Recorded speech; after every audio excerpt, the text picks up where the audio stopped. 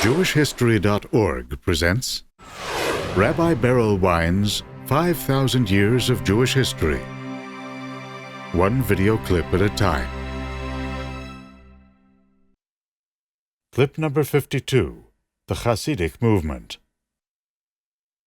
The Chassidic movement preached communal joy, the happiness of being together with the group, a positive attitude towards life, optimism in the face of terrible, grinding poverty and discrimination. It had great social power.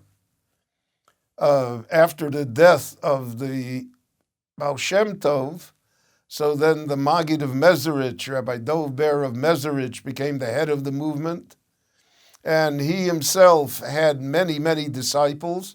The Chassidic movement splinters. It becomes 100 different sects, all of which are under the general heading of being Chassidic movements. But each little sect, each separate Rebbe had his own nuance, his own niche. And therefore the Chassidic movement in Poland, for instance, differed from the Chassidic movement in Hungary, which differed from the Chassidic movement in the Ukraine, according to the circumstances and according to characters that were involved.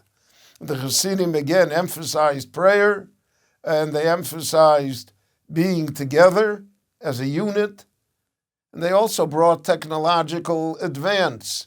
For instance, they were the first ones to use steel knives to slaughter chickens and animals for kosher shechita, whereas the old iron knives were very difficult to use simply because the knife, according to halacha, has to be smooth and sharp at the same time. Well, it's very hard to make iron smooth and sharp at the same time.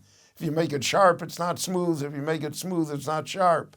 Steel, when the Bessemer process, which occurred in the 18th century, solved the problem, and therefore the opponents to Chassidus said, we are against this innovation, whereas Chassidus introduced it. It's an interesting thing that for the first 100 years of the Chassidic movement, it was extremely innovative, progressive. It pushed the envelope as far as it could. Since, let's say, 1850, 1860, Chassidus has become the most conservative of all of the Orthodox groups that exist in the Jewish world. I thank you for watching. I'm Rabbi Wein. For more on Jewish history, go to JewishHistory.org.